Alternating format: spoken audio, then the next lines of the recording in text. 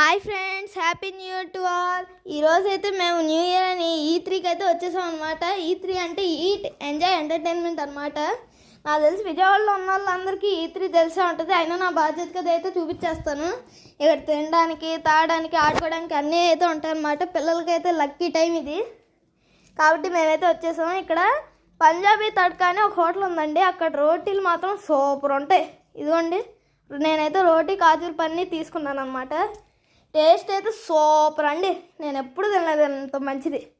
నేనైతే ఇక్కడ పైన అయితే 100 రూపీస్కి గేమ్స్ ఆడుకోవడానికి ఉంటుందండి. ఇదిగోండి, నేనైతే వేలాడుకుంటూ వెళ్ళిపోతాను ఇప్పుడు కిందకి. ఓ మై గాడ్, అయితే కిందకి వెళ్ళిపోయాం.